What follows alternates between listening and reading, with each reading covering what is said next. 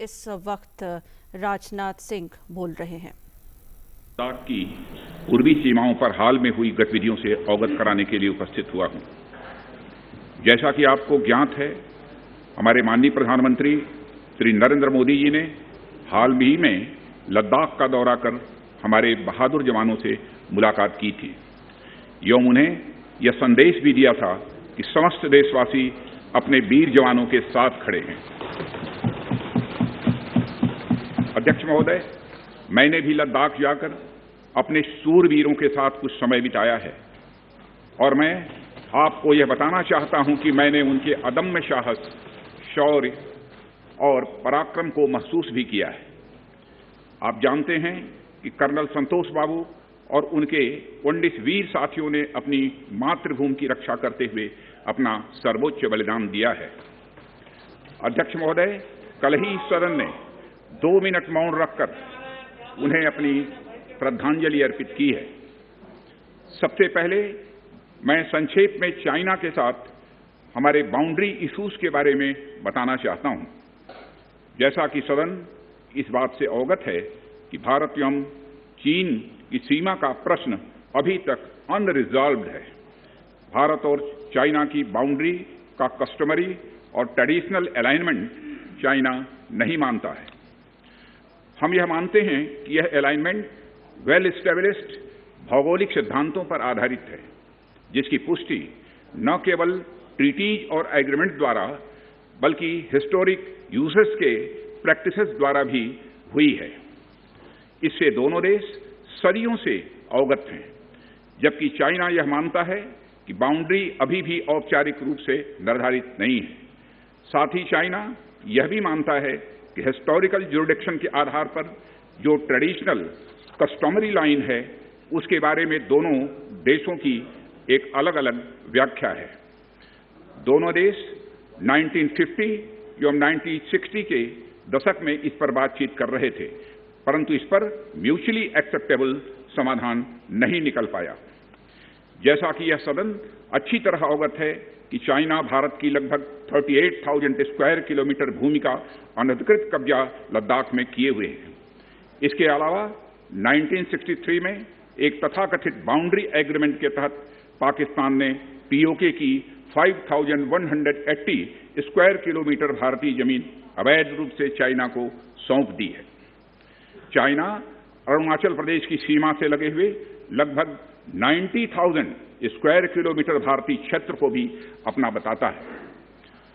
अध्यक्ष महोदय, भारत तथा चाइना दोनों ने औपचारिक तौर पर यह माना है कि सीमा का प्रश्न एक जटिल मुद्दा है, जिसके समाधान के लिए पेशेंस की आवश्यकता है तथा इस इशू का फेयर, रीजनेबल और म्यूचुअली एक्सेप्टेबल समाधान शांतिपूर्ण बातचीत के द्वारा निकाला जाना चाहिए। अंतरिम रूप से दोनों पक्षों ने यह मान लिया है कि सीमा पर पीस और ट्रैंक्विलिटी बहाल रखना बाइलेटरल रिलेशंस को बढ़ाने के लिए यह अत्यंत आवश्यक है। मैं यह भी बताना चाहता हूं कि अभी तक इंडिया चाइना के बॉर्डर एरियाज में commonly delineated line of actual control नहीं है और एलएसी को लेकर दोनों का परसेप्शन अलग अलग है। इसलिए पीस और ट्रैंक्विलिटी बहाल रखने के लिए दोनों देशों के बीच कई तरह के एग्रीमेंट्स और प्रोटोकॉल्स भी हैं। इन समझौतों के तहत दोनों देशों ने यह माना है कि एलएसी पर पीस और ट्रैंक्विलिटी बहाल रखी जाएगी, जिस पर एलएसी की अपनी अपनी रेस्पेक्टिव पोजीशंस और बाउंड्री क्वेश्चन का कोई असर नहीं माना जाएगा। इस आधार पर वर्ष 1988 के बाद से दोनों देशों के बाइलेटरल रिलेशंस में काफी विकास हुआ था। भारत का मानना है कि बाइलेटरल रिलेशंस को विकसित किया जा सकता है तथा साथ ही साथ बाउंड्री मुद्दे के समाधान के बारे में भी चर्चा की जा सकती है, परंतु एलएसी पर पीस और ट्रैंक्विलिटी में किसी भी प्रकार की गंभीर स्थिति का बाइलेटरल रिलेशंस पर निश्चित रूप से असर पड़ेगा। अध्यक्ष महोदय, वर्ष 1993 और 1996 के समझौते में इस बात का जिक्र है कि एलएसी के पास दोनों देश अपनी सेनाओं की संख्या कम से कम रखेंगे। समझौते में यह भी है कि जब तक बाउंड्री इश्यूज का पूर्ण समाधान नहीं होता है, तब तक एलएसी को स्ट्रिक्टली रेस्पेक्ट और एडहेर किया जाएगा और उसका उल्लंघन किसी भी सूरत में नहीं किया जाएगा। इन समझौतों में भारत व चाइना एलएसी के क्लैरिफिकेशन द्वारा एक कॉमन अंडरस्टैंडिंग पर पहुंचने के लिए भी कमिटेड हुए थे। इसके आधार पर 1990 से 2003 तक दोनों देशों द्वारा एलएसी पर एक कॉमन अंडरस्टैंडिंग बनाने की कोशिश की गई, लेकिन इसके बाद चाइना ने इस कार्रवाई को आगे बढ़ाने पर सहमति नहीं जताई। इसके कारण कई जगहों पर चाइना तथा भारत के बीच एलएसी परसेप्शंस में ओवरलैप है। इन क्षेत्रों में तथा बॉर्डर के कुछ अन्य इलाकों में दूसरे समझौतों के आधार पर दोनों की सेनाएं फेस ऑफ आज की स्थिति का समाधान निकालती हैं, जिससे कि शांति कायम हो। इससे पहले कि मैं सदन को वर्तमान स्थिति के बारे में बताऊं, अध्यक्ष महोदय, मैं यह बताना चाहता हूं कि सरकार की विभिन्न इंटेलिजेंस एजेंसीज के बीच कोऑर्डिनेशन का एक इलेबोरेट और टाइम टेस्टेड मैकेनिज्म है, जिसमें सेंट्रल आर्म पुलिस फोर्सेज और तीनों हमारी आर्म्ड फोर्सेज की इंटेलिजेंस एजेंसीज भी शामिल हैं। टेक्निकल और ह्यूमन इंटेलिजेंस को लगातार कोऑर्डिनेटेड तरीके से इकट्ठा किया जाता है तथा आर्म फोर्सेस से उनके डिसीजन मेकिंग के लिए भी शेयर किया जाता है। अध्यक्ष महोदय, अब मैं सदन को इस साल की उत्पन्न परिस्थितियों से अवगत कराना चाहता हूं। अप्रैल माह से ईस्टर्न लद्दाख की सीमा पर चाइना की सेनाओं की संख्या तथा उनके आर्मामेंट्स में काफी वृद्धि देखी गई है। मई महीने के प्रारंभ में चाइना ने गलवान घाटी क्षेत्र में हमारी ट्रूप्स के नॉर्मल ट्रेडिशनल पेट्रोलिंग पैटर्न में व्यवधान शुरू किया, जिसके कारण फेस ऑफ की स्थिति उत्पन्न हुई। ग्राउंड कमांडर्स द्वारा इस समस्या को सुलझाने के लिए विभिन्न समझौतों तथा प्रोटोकॉल के तहत वार्ता की जा रही थी। इसी बीच मई महीने के मध्य में चाइना द्वारा वेस्टर्न सेक्टर में कई स्थानों पर एलएसी पर ट्रांसग्रेशन करने की कोशिश की गई। इसमें कोंगकाला, गोगरा एंड पेंगोंग लेक का नॉर्थ बैंक शामिल है। इन कोशिशों को हमारी सेनाओं ने समय पर देख लिया तथा उसके लिए आवश्यक जवाबी कार्रवाई भी की है। अध्यक्ष महोदय, हमने चाइना को डिप्लोमेटिक तथा मिलिट्री चैनल्स के माध्यम से यह अवगत करा दिया कि इस प्रकार की गतिविधियां स्टेटस को यूनिलेटरली बदलने का प्रयास है और यह भी साफ कर दिया गया कि ये प्रयास हमें किसी भी सूरत में मंजूर नहीं है। अध्यक्ष महोदय, एलएसी के ऊपर फ्रिक्शन बढ़ता हुआ देखकर दोनों तरफ के सैन्य कमांडरों ने 6 जून 2020 को मीटिंग की तथा इस बात पर सहमत बनी कि रेसिप्रोकल एक्शंस के द्वारा डिसएंगेजमेंट किया जाए। दोनों पक्ष इस बात पर भी सहमत हुए कि एलएसी को माना जाएगा तथा कोई ऐसी कार्रवाई नहीं की जाएगी जिससे स्टेटस को बदले। किंतु इस सहमति के वायलेशन में चीन द्वारा एक वायलेंट फेस ऑफ की स्थिति 15 जून को गलवान में क्रिएट की गई। हमारे बहादुर सिपाहियों ने, हमारे बहादुर सेना के जवानों ने अपनी जान का बलिदान दिया और साथ ही चीनी पक्ष को भी भारी क्षति पहुंचाई है अध्यक्ष महोदय, और अपनी सीमा की सुरक्षा में वह कामयाब रहे। इस पूरी अवधि के दौरान हमारे बहादुर जवानों ने जहां संयम की जरूरत थी वहां संयम रखा तथा जहां शौर्य की जरूरत थी वहां शौर्य प्रदर्शित किया है। अध्यक्ष महोदय, मैं सदन से अध्यक्ष महोदय यह अनुरोध करता हूं कि हमारे दिलेर जवानों की वीरता एवं उनके बहादुरी की भूरी भूरी प्रशंसा की जानी चाहिए। हमारे बहादुर जवान अत्यंत मुश्किल परिस्थितियों में अपने अथक प्रयास से समस्त देशवासियों को सुरक्षित रख रहे हैं। एक ओर किसी को भी हमारे सीमा की सुरक्षा के प्रति हमारे डिटर्मिनेशन के बारे में संदेह नहीं होना चाहिए। वहीं भारत यह भी मानता है कि पड़ोसियों के साथ शांतिपूर्ण संबंधों के लिए आपसी सम्मान और आपसी सेंसिटिविटी भी आवश्यक है। चूंकि हम मौजूदा स्थिति का डायलॉग के जरिए समाधान चाहते हैं और हमने चाइनीज साइड के साथ डिप्लोमेटिक और मिलिट्री एंगेजमेंट बनाए रखा है। इन डिस्कशंस में 3 की प्रिंसिपल्स हमारी अप्रोच को तय करते हैं।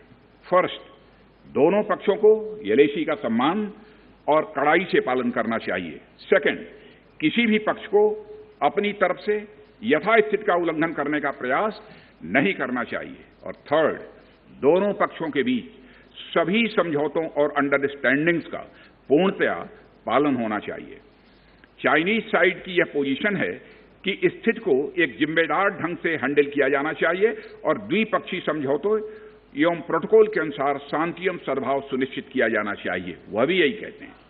जबकि ये डिस्कशन चल ही रहे थे, चीन की तरफ से 29 और 30 अगस्त की रात को प्रोवोकेटिव सैनिक कार्रवाई की गई, जो पेंगोंग लेक के साउथ बैंक एरिया में स्टेटस को बदलने का प्रयास था। लेकिन एक बार फिर हमारी आर्म फोर्सेज द्वारा टाइमली और फॉर्म एक्शंस के कारण उनके प्रयास विफल कर दिए। अध्यक्ष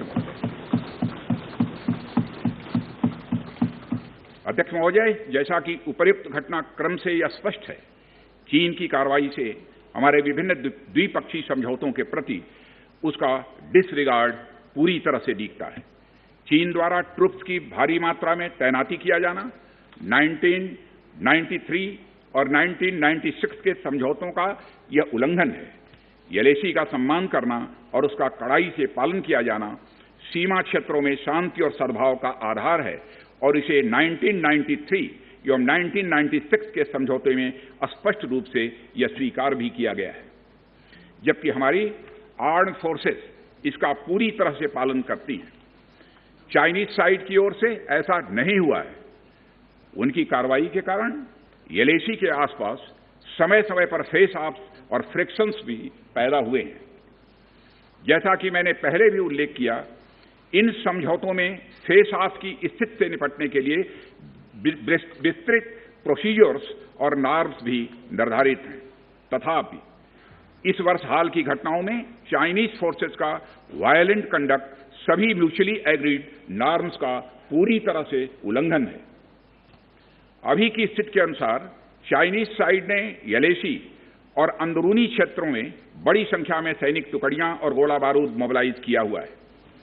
पूर्वी लद्दाख और गोगरा और कोंकला और पेंगोंग लेक का नॉर्थ और साउथ बैंक पर कई फ्रिक्शन एरियाज हैं।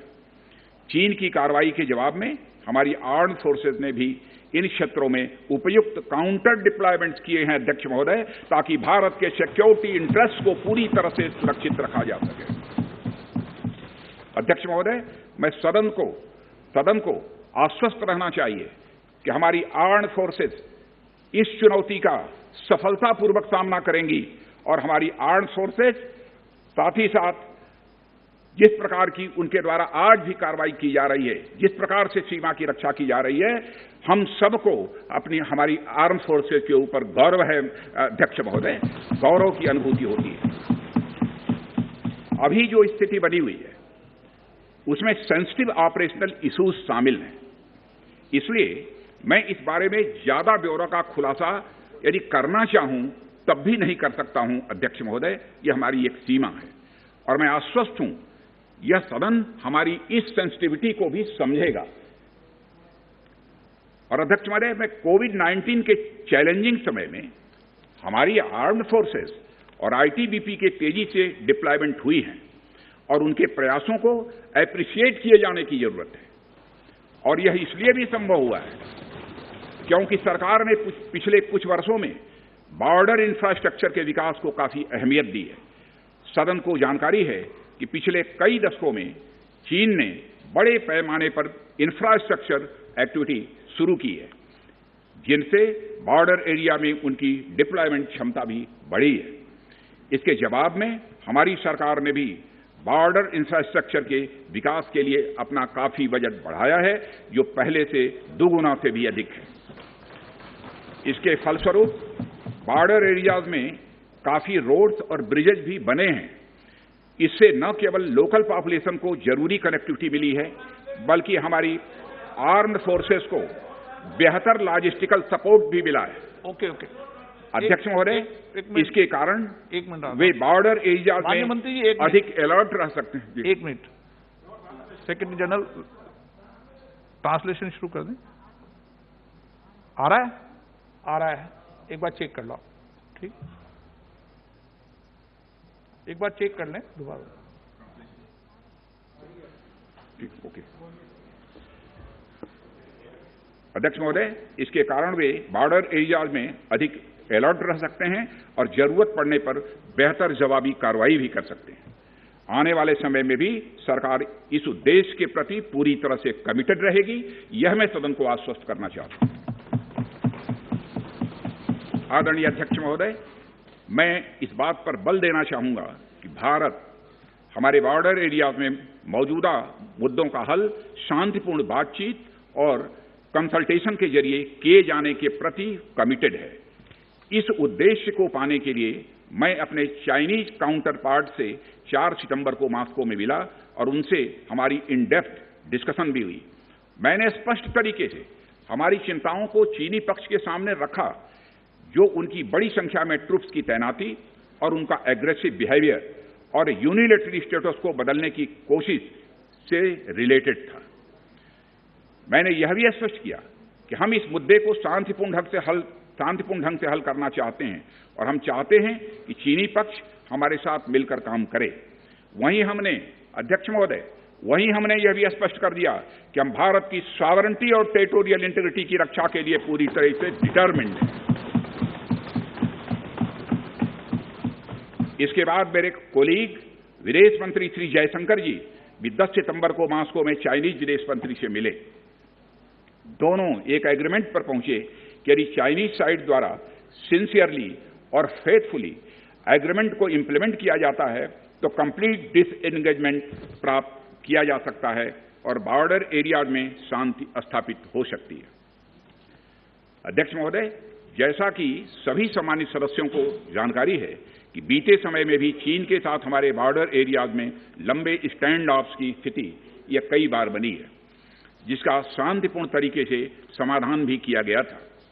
हालांकि इस वर्ष की स्थिति, चाहे वो ट्रूप्स की स्केल ऑफ इन्वॉल्वमेंट हो या फ्रिक्शन पॉइंट्स की संख्या हो, वह पहले से बहुत अलग है। फिर भी हम मौजूदा स्थिति के शांतिपूर्ण समाधान के लिए पूरी तरह से कमिटेड हैं।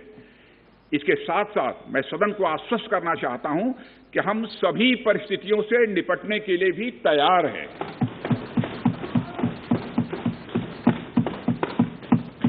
अध्यक्ष महोदय, इस सदन की एक गौरवशाली परंपरा रही है। दोहराना चाहता हूं अध्यक्ष महोदय कि सदन की एक गौरवशाली परंपरा रही है कि जब भी देश के समक्ष कोई बड़ी चुनौती आई है तो इस सदन ने भारतीय सेनाओं की दृढ़ता और संकल्प के प्रति पूरी अपनी एकता और भरोसा दिखाया। साथ ही सीमा क्षेत्र में तैनात अपने बहादुर सेना के जवानों के शौर्य, पराक्रम और सीमा की सुरक्षा के प्रति उनकी प्रतिबद्धता पर पूरा इस सदन ने विश्वास व्यक्त किया है। अध्यक्ष महोदय और अध्यक्ष महोदय, मैं आपको यह विश्वास दिलाना चाहता हूं कि हमारे आर्म्ड फोर्सेस के जवानों का जोश एवं हौसला बुलंद है, इस पर किसी को संदेह नहीं होना चाहिए। माननीय प्रधानमंत्री जी के बहादुर जवानों के बीच जाने के बाद हमारे कमांडर तथा जवानों में यह संदेश गया है कि देश के 130 करोड़ आदिवासी जवानों के साथ खड़े हैं। उनके लिए बर्फीली ऊंचाइयों के अनुरूप विशेष प्रकार के गर्म कपड़े, उनके रहने का स्पेशलाइज टेंट तथा उनके सभी अस्त्र शस्त्र एवं गोला बारूद की पर्याप्त व्यवस्था की गई है। अध्यक्ष महोदय, हमारे जवानों का यह संकल्प सराहनीय है कि दुर्गम ऊंचाइयों पर जहां ऑक्सीजन की कमी है तथा तापमान 0 से नीचे है, उनके उत्साह में कोई कमी नहीं आती है और वे सियाचिन, कारगिल और आदि ऊंचाइयों पर अपना कर्तव्य इतने वर्षों से लगातार निभाते आ रहे हैं।